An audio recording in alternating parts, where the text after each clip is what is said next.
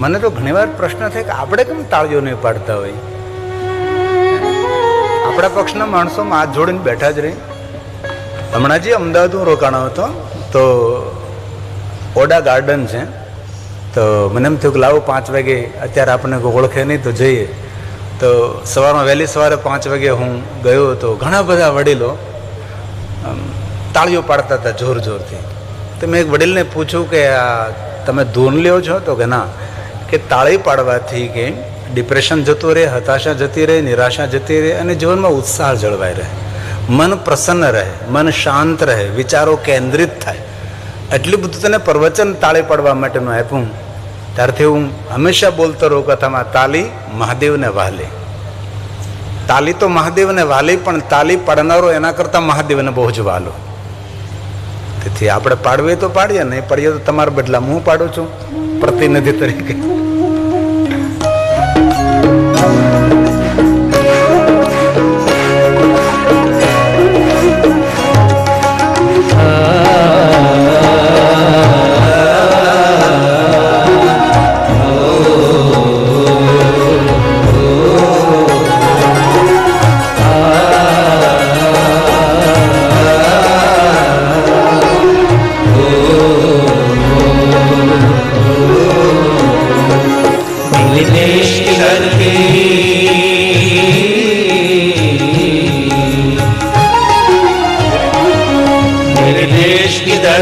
सोना उगले उगले रे मोती, मेरे देश की धरती, मेरे देश की धरती.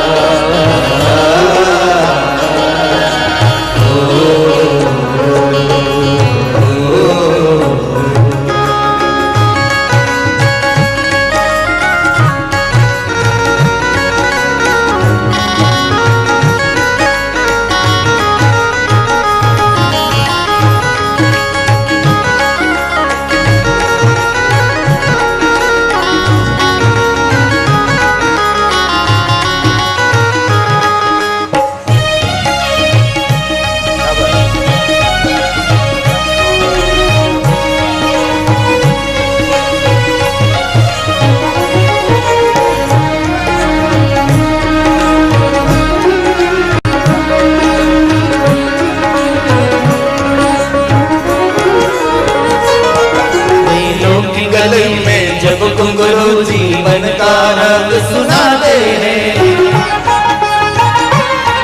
कब को सो दूर हो जाते हैं, खुशियों की कमल मुस्कुराते हैं. ओ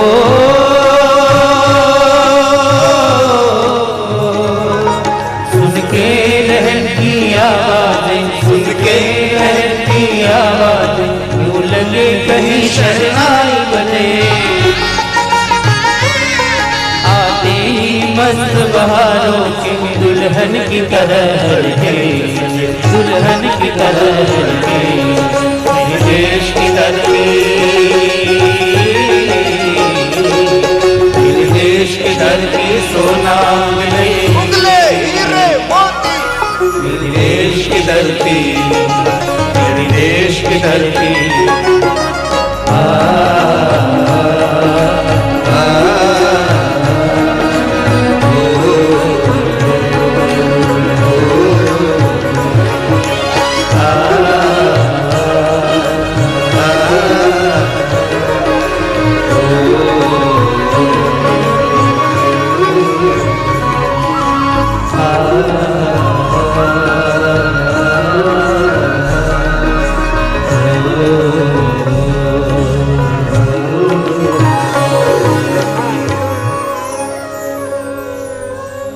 બીજું તો કાંઈ નહીં, પણ ભગવાનને એટલી રોજ પ્રાર્થના કરી, ભગવાન આ ચૈત્ર, આ વૈશાખ, આ જેઠ,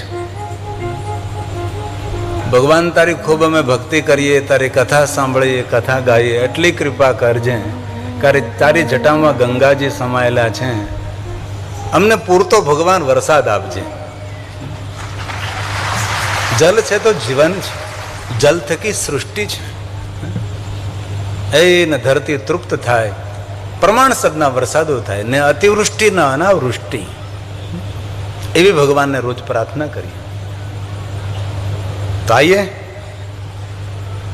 कथा का प्रारंभ करें. वो ये कहतो હતો બેસરભાઈ રામાણી દર સોમવારે એક સોમવાર ખાલી ન જાય અને દરેકના શરીરના ધર્મો તો આવવાના છે, નખમાં રોગ નહીં. અને સોમવારનો દિવસ વહેલી સવારમાં શિવાલય જવાનો નિયમ.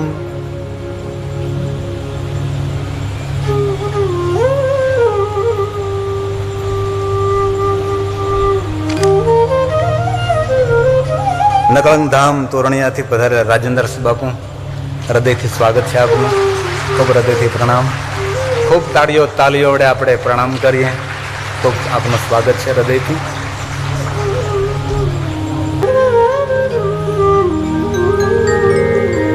આ 1 મિનટ માટે ચારુ કેસી કરેંગે.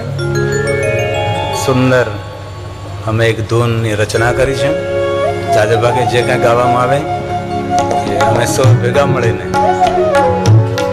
એક નવી દિશા, એક નવો સંદેશ.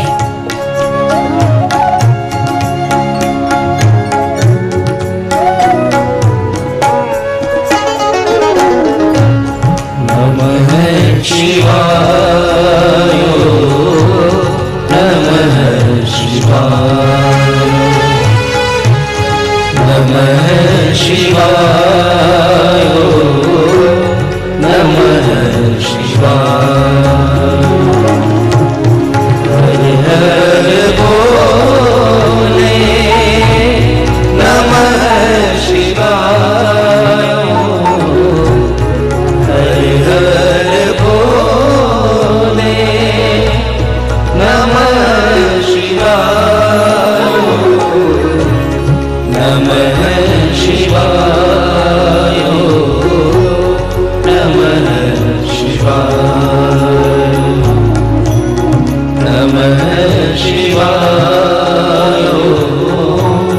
નમઃ શિવાય.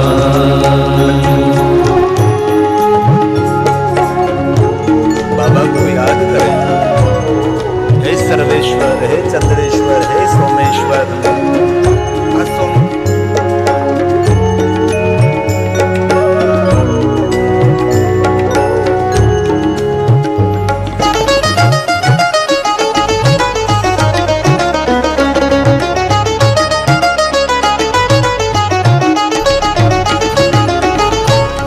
નમઃ શિવાય, નમઃ શિવાય, હર હર બોલે નમઃ શિવાય. હે મહાદેવ, હે મહાદેવ. નમઃ શિવાય, નમઃ શિવાય, હર હર બોલે નમઃ શિવાય, નમઃ શિવાય. હે મહાદેવ, હે મહાદેવ, હે મહાદેવ.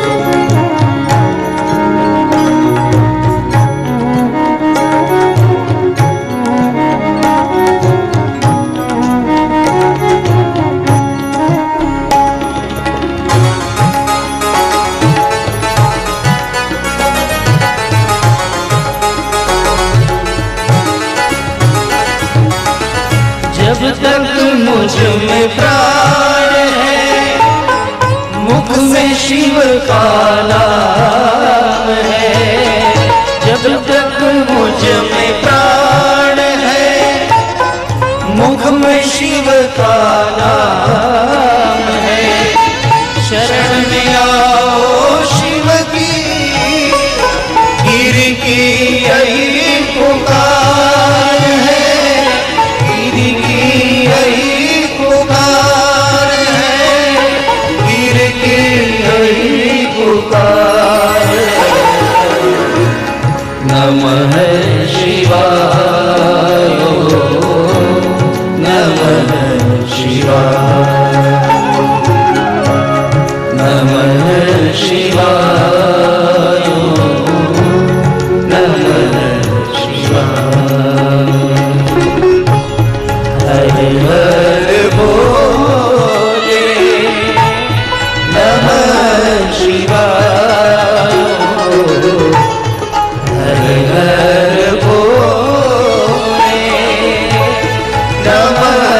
શિવાય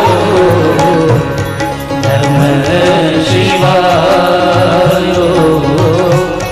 નમઃ શિવાય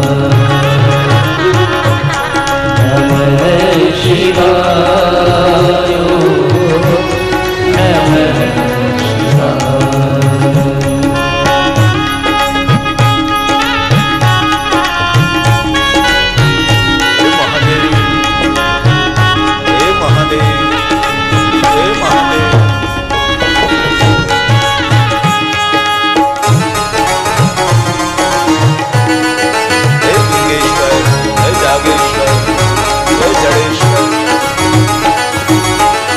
जब तक मुझ में प्राण है मुख में शिव का नाम है जब तक मुझ में प्राण है मुख में शिव का नाम है शरण में आओ शिव की गिर की यही पुकार है गिर की यही पुकार है गिर की यही पुकार है नमः शिवाय नमः शिवाय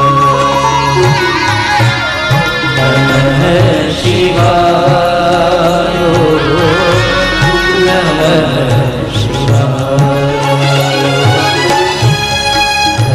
हर भोले नमः शिवाय हर भोले नमः शिवाय नमः शिवाय नमः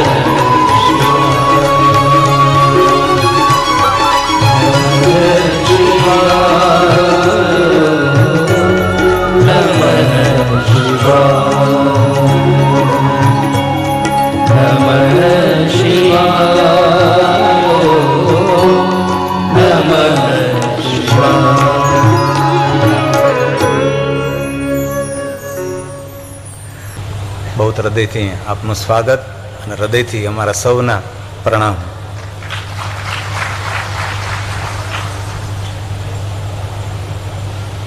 भगवान महर्षि वेद व्यास रचित शिव महापड़ अंतर्गत बहुत कुछ कहा है. सब कुछ नहीं कहा, कभी नहीं हो सकता. महादेवना बारे બધું જ શિવ મહાપણમાં કહ્યું છે. સંભવે નહીં સર્વથા. શિવ મહાપણમાં ઘણી બધી કથાઓ મહાદેવને નથી. સ્કંદ પુરાણમાં છે, લિંગ પુરાણમાં છે, તામિલી ગ્રંથ શિવ રહસ્યમ એમાં તો અનંત કથાઓ મહાદેવની છે. અને શિવ મહાપડ ગ્રંથ કોઈ સરળ ગ્રંથ પણ નથી. વિધિ વિધાન પૂજા અર્ચનથી ભરેલો ગ્રંથ છે. આમાં લૌકિક કથાઓ બહુ ઓછી છે. લૌકિક મતલબ આપણે સાંસારિક કથાઓ નહીં, વાત બહુ ઓછી. ભગવાન વ્યાસજી કહે છે ન તવે તદવર્ણ્યામહે. ભગવાન મહાદેવ, હું આપનો મહિમા કઈ રીતે ગાઈ શકું છું? હું તમને પ્રણામ કરું છું. અને બ્રહ્માએ પણ સ્વયં એમ કહ્યું નાંતમ દેવા વિજાનંતી.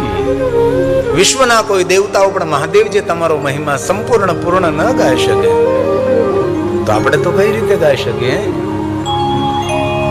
આ પુષ્પદંત મહારાજનો સુંદર પ્રસાદ છે. મહિમ્ન પારંતે પરમવિદો યદશરસી. દિશાથી પર, દેશથી પર, શબ્દોથી પર, મતિથી, બુદ્ધિથી પર, વાણીથી પર, પુરાણથી પર કઈ રીતે સમજી શકાય? કઈ રીતે સમજાવી શકાય?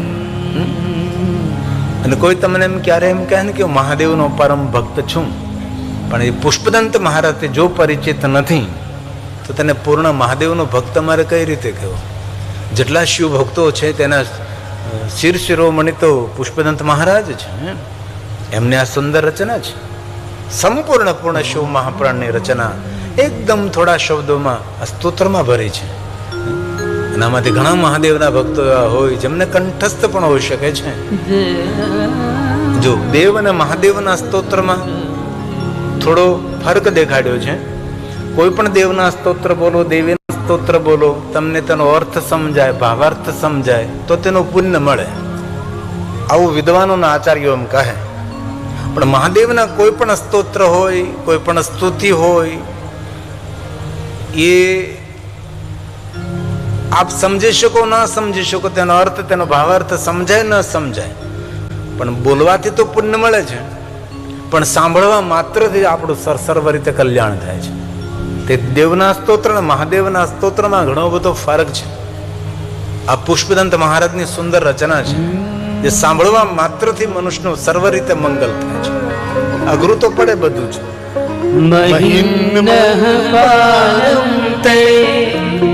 પરમામી દોષો સ્તુતિ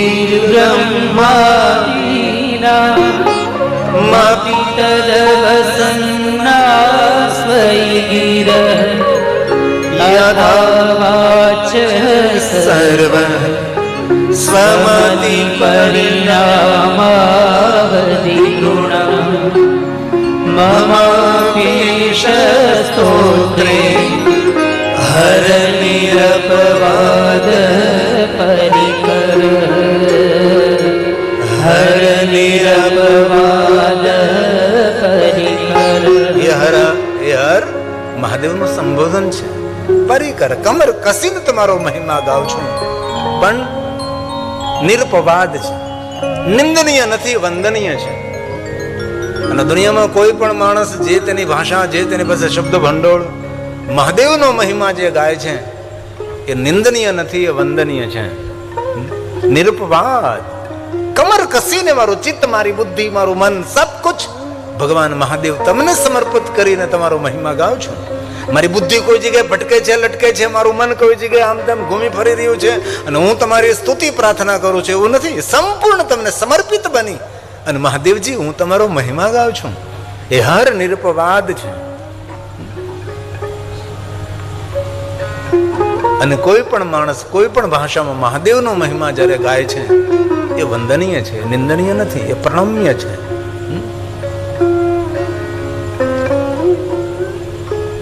આપણે સૌ ભગવાન શંકરજીને ભોળા માનીએ છીએ. એટલું જૂઠાણું ફેલાણું છે દુનિયામાં મહાદેવ પ્રતિ. જે ભ્રુકુટી માત્રથી જગતનું સર્જન કરી શકે, ભ્રુકુટી માત્રથી જગતનું સંચાલન કરી શકે છે અને ભ્રુકુટી માત્રથી આ જગતની રક્ષા કરે છે, એ સ્વયં ભોળો કેમ હોઈ શકે છે? પણ લોકો એવું સમજી બેઠા કે શંકર ભગવાન ભોળા છે. એકવાર તો ઉત્તર પ્રદેશમાં કોઈ જગ્યાએ કથા ચાલતી હતી ને કોઈ માણસ બોલતો હતો, બિચારો ભોળો. અરે બિચારો છે, જેની કૃપા માત્રથી 14 બ્રહ્માંડ, અનંત કોટી બ્રહ્માંડનું સંચાલન થાય છે. સ્વયં શંકર ભોળા નથી, જુઠ્ઠી વાત.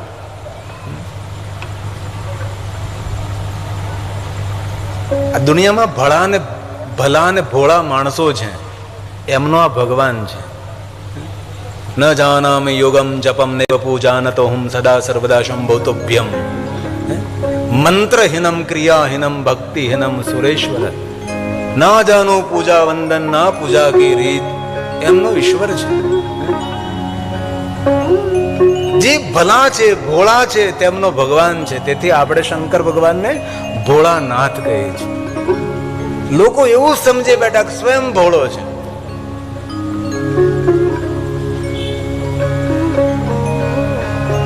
મહાદેવ સ્વયં ભોળા નથી. જે વિશ્વનું સંચાલન કરતા, વિશ્વનું સર્જન કરતા દેવ છે. પણ દુનિયામાં જેને ગતાગમ નથી, જેને કોઈ પૂજા વંદન આરતી મંત્ર સ્તોત્ર કંઠસ્થ નથી. અને મેં મને અનેક વાર કહ્યું છે કે શિવાલયમાં જઈને તમારી પાસે કોઈ મંત્ર સ્તોત્ર સ્તુતિ સ્તવન ન હોય, કોઈ સ્તોત્ર મુખપાઠ ન હોય, કોઈ મંત્ર મુખપાઠ ન હોય, અરે પંચાક્ષર મંત્ર પણ તમારી પાસે ન હોય, મહાદેવ મહાદેવ બોલવાની શક્તિ ન હોય, શિવ શિવ બોલવાની શક્તિ ન હોય, મૌનથી શિવાલયને જાઓ ને તો પણ ભવ પાર તરી જાઓ. એ અમારું શિવાલય છે. શંકર જેવા કોણ સરળ દેવ હો શકે છે? જેમનો મહિમા અતીત છે. અતીત મતલબ ભૂતકાળ નહીં, જૂઠી વાત. અતીત શબ્દોનો અર્થ થાય છે ભૂતકાળનો પણ ભૂતકાળ, ભૂતકાળનો અગ્રભાગ, જ્યાંથી જગતના પ્રારંભ થયો તેને અતીત કહેવાય છે. નહીં, ઘણા માણસો કહેતા કોઈને અતીતને યાદ ન કરી. અરે મનુષ્યનું કોઈ અતીત હોતું જ નથી, મનુષ્યનો ખાલી ભૂતકાળ હોય છે. અતીત મતલબ સૃષ્ટિના પ્રારંભથી પ્રારંભ. મહાદેવ, આપનો મહિમા કોણ પામી શકે છે? કોણ સમજી શકે? કોણ સમજાવી શકે? આ શબ્દ પુષ્પદંત મહારાજે આપ્યો છે. અતીત પંથાનમ સર્વ પંથોથી પાર છે. અતીત. અમારા 10 નામ સમાજને પણ અતીત કહેવાય છે. અમને લોકો અતીત બાવાજી કહે છે, અતીત સાધુ કહે, અતીત બાવાજી કહે, 10 નામી કહે, ગોસ્વામી કહે, ગોસાઈ કહે, ઘુસાઈ કહે. અતીત શબ્દનો અર્થ થાય છે આ સૃષ્ટિની શરૂઆત નહીં થઈ હતી ત્યારથી તેનો પણ અગ્રભાગ. સર્વ પંથોથી પર છે પરમાત્મા, આપનો મહિમા. આ પુષ્પદંત મહારાજે શબ્દ આપેલો છે. અતીત પંથાનમ તવ જ મહિમા વાંગનસયો વાણીથી પર છે, મનથી પર છે પરમાત્મા. રતવ્યાહૃત્યાયમ ચકિતમ વિદતે શ્રુતિરપી સદસ્ય સ્તોતવ્ય ગતિવિધ ગુણ કશરીષય પદે દ્વર્વાચી પ્રાચીન અર્વાચિત પતિ નમન કશનવચ પતિ નમન કશનવચ. કોઈ વિષયમાં નથી પરમાત્મા. કેવી રીતે સમજી શકીએ, કેવી રીતે સમજાવી શકીએ અમે? મધુસ્ફીતા વાચ પરમમૃતમ નિર્મિતવત. આ પુષ્પદંતનો સુંદર પ્રસાદ છે. આમાંથી ઘણા માણસોના સ્તોત્ર કંઠસ્થ પણ હોઈ શકે છે. સંપૂર્ણ પૂર્ણ શિવ મહાપૂર્ણ ગ્રંથ તેમાં ભરાય પડેલો છે. મહાદેવ, આપનો મહિમા મધ જેવો મધુર છે. નહીં નહીં, આપનો મહિમા તો અમૃત સમાન છે. નહીં નહીં, આપનો મહિમા તો સર્વથી પર છે. નિર્મિતવત. દુનિયામાં એક પણ વસ્તુ પરમાત્મા તમે સર્જન ન કરી કે જેની બરાબરી કરી શકાય, જેની ઉપમા આપી શકાય. નિર્મિતવત. એક પણ વસ્તુ જો જગતમાં તમે નિર્માણ કરી હોત તો તે વસ્તુથી ઉપમા આપી શકાય ભગવાન આપની મહિમા, પણ નહીં. સર્વ ઉપમાથી પાર છે. મધુસ્ફીતા વાચ પરમમૈતમ નિર્મિતવત સ્તવં બ્રહ્મં કિં વા ગપિસુર ગુરોર્વિસ્મય. સુરગુરુ બૃહસ્પતિ દેવ ભાઈ, તમારો મહિમા ગાયન તમને વિસ્મિત ન કરી શકા, આહલાદિત આનંદિત ન કરી શકા. બ્રહ્માદિક દેવતા પણ, સુરગુરુ બૃહસ્પતિ દેવ પણ આપનો મહિમા ગાય અને તમને વિસ્મિત ન કરી શકા. મહાદેવ, હું પણ એટલા માટે તમારો મહિમા નથી ગાતો તમને આનંદ થાય. આપ તો સ્વયં ચિદાનંદ રૂપમ. ભગવાન તમને કોણ વિસ્મિત કરી શકે? આહલાદિત આનંદિત પુલકિત કોણ કરી શકે? આપ તો સ્વયં ખીલેલા છો પરમાત્મા. આપનો મહિમા તેટલા માટે હું ગાઉં છું કે મને પુણ્ય મળે. આ 3 કલાક 4 કલાક આપણે ભગવાનની કથા સાંભળીએ છીએ એ ભગવાન માટે થોડા સાંભળીએ છીએ, આપણે સ્વ માટે સાંભળીએ છીએ. ભગવાનની પૂજા કરીએ, અર્ચન કરીએ, દર્શન કરીએ, જપ કરીએ, તપ કરીએ. ને આજના દિવસે તો વધારે કરવું જોઈએ. સોમવતી અમાસ, આજના દિવસે શિવાલય દર્શન કરવાનો બહુ જ મહિમા છે. જે ન ગયા હોય એ જાજો. ભલે તમે તારે સાંજે જજો, રાતના 12 વાગ્યા સુધીમાં જાજો. સોમવતી અમાસ તીર્થ સ્નાન, સોમવતી અમાસ મહાદેવનું દર્શન, શિવને પ્રિયમાં પ્રિય વાર સોમવતી અમાસ. શિવરાત્રી તો છે જ, હર સોમવાર તો છે જ. ત્રયોદશી છે, પ્રદોષ છે. પ્રદોષ કોને કહેવાય ખબર નથી. બોલવા તમને બોલાવ્યા છે. અમને શા માટે પૂછો છો? પ્રદોષ ત્રયોદશી પૂર્ણ થતી હોય, ચતુર્દશીનો પ્રારંભ થતો હોય, બંને તિથિનું મિલન હોય અને પંચાંગમાં સમય લખેલો હોય છે. એ સમયને પ્રદોષનો સમય કહેવાય છે. એ યાદ ન રહે તો ત્રયોદશીના સંધ્યા સમયનો સમય એને પણ પ્રદોષ સમજી શકાય છે. એ પણ યાદ ન રહે તો ત્રયોદશી કૃષ્ણ પક્ષની ત્રયોદશીને દિવસે સવારમાં જે દ્વિજ ચંદ્ર ઉદય પામે, ચંદ્રની ઉપસ્થિતિમાં ભગવાન શિવની પૂજા કરવી, તેને પણ પ્રદોષ દર્શન, પ્રદોષ પૂજા કહેવાય છે. પ્રદોષ પૂજા કરવાથી જીવનના દરેક દોષમાંથી મહાદેવ આપણને મુક્ત કરે, પરમાત્માના દરબારમાં નિર્દોષ આપણે રહીએ. તેથી તે પ્રદોષ પૂજાનો મહિમા છે. ક્યારે પણ મહાશિવરાત્રિના દિવને જો સવારમાં ચંદ્ર દર્શન થઈ જાય તો શિવ દર્શન સમજવું. શુક્લ પક્ષની દ્વિજ સાંજે 5, 5:30, 6, 7 વાગે દર્શન થાય, પણ કૃષ્ણ પક્ષની ત્રયોદશીને દ્વિજ ચંદ્ર સવારમાં દેખાય. ક્યારે જો સવારમાં વહેલા ઉઠી ત્રયોદશી હોય, ચતુર્દશી હોય, ત્યારે સવારમાં દ્વિજ ચંદ્રનું દર્શન થાય. એ ચંદ્રની ઉપસ્થિતિમાં મહાદેવની વિશેષ પ્રકારે પૂજા કરવી તો મનુષ્ય પોતાના દોષોમાંથી મુક્ત થાય, જેને પ્રદોષ પૂજા તરીકે આપણા શાસ્ત્રોમાં ઓળખવામાં આવે છે. પ્રદોષ પૂજા અલગ અલગ બહુ બધા શાસ્ત્ર ભેદથી વિધાન બતાવ્યા છે. આ શાસ્ત્રમાં અલગ કહ્યું, કલ્પભેદથી બધી કથાઓ અલગ અલગ મળી શકે છે. વિવાદ નથી, એક સંવાદ છે, એક જાણકારી છે, જ્ઞાન છે, એક સમજણ છે, એક સમજ છે, એક યાદ રાખવા માટે, મહાદેવના ભક્તો માટે સમય, અવધિ, સંજોગ, યોગ કરવાથી કઈ રીતે આપણે જીવનમાં આગળ વધી શકીએ છીએ. તો કૃષ્ણ પક્ષની ત્રયોદશી તેને શિવરાત્રિ કહેવાય છે. જે રૂપાણી સાહેબે કહ્યું એને શિવરાત્રિ કહી છે. અને 12 મહિને જે આવે તેને મહાશિવરાત્રિ કહેવાય છે. અને જે આપણે શિવરાત્રિ તરીકે દર માસની કૃષ્ણ પક્ષની ત્રયોદશી તેને શિવરાત્રિ કહીએ છીએ, તેને ત્રયોદશી કહેવાય છે. ત્રયોદશીને દિવસે સવારમાં વહેલી સવારે ચંદ્રની ઉપસ્થિતિમાં મહાદેવની પૂજા કરવામાં આવે તો તેને પ્રદોષ પૂજા કહેવાય. અથવા બંને તિથિનું મિલન તે સમયે શિવની પૂજા કરવામાં આવે તેને પ્રદોષ પૂજા કહેવાય. અને ક્યારેય પણ મહાશિવરાત્રિના દિવસે સવારમાં દ્વિજ ચંદ્રનું દર્શન થાય. આ વખતે મહાશિવરાત્રિના દિવસે સવારમાં ચંદ્ર દર્શન થયું હતું તો તેને શિવ દર્શનનું ફલ પ્રાપ્ત થાય. જો આવો અવસર ક્યારે મળે તો ચૂકવો જોઈએ નહીં. પ્રદોષ પૂજા જરૂર ત્રયોદશીના દિવસે સંધ્યા સમય પ્રદોષ પૂજા, બંને તિથિનું મિલન પ્રદોષ પૂજા, ત્રયોદશીના દિવસે પ્રાતકાલે ચંદ્રની ઉપસ્થિતિમાં શિવ પૂજા એ પ્રદોષ પૂજા. પણ વિદ્વાન આચાર્યો એમ કહે છે કે પ્રદોષ પૂજા શ્રેષ્ઠ એને માનવી શિવાલયમાં જઈને જલ ચડાવવું, બિલીપત્ર ચડાવવા, પુષ્પ ચડાવવા, પંચામૃત અન્ય સામગ્રીઓથી ભગવાન શિવની પૂજા કરવી જરૂર એ ક્રિયા છે, પૂજા છે, તેનો વિરોધ નથી. પણ વિદ્વાન આચાર્યો એમ કહે છે કે પ્રદોષ પૂજા એને સમજવામાં આવે કે માણસ પર દોષ જોવાનું બંધ કરે, એ મોટામાં મોટી પ્રદોષ પૂજા કહેવાય છે. સમજાય તેને પ્રણામ. પ્રદોષ આપણું જીવન જાજે ભાગે વધારે બીજાના દોષ જોવામાં જ હોય છે, જતું હોય છે. પર દોષ જોવા નહીં, કોઈના છિદ્રો નહીં જોવા, કોઈના દુર્ગુણ નહીં જોવા. પ્રદોષ થી જે મુક્ત બને છે તેને પ્રદોષ પૂજાનું ફલ પ્રાપ્ત થાય છે. આ છે શાસ્ત્રીકૃત આચાર્યોનો બધો મત.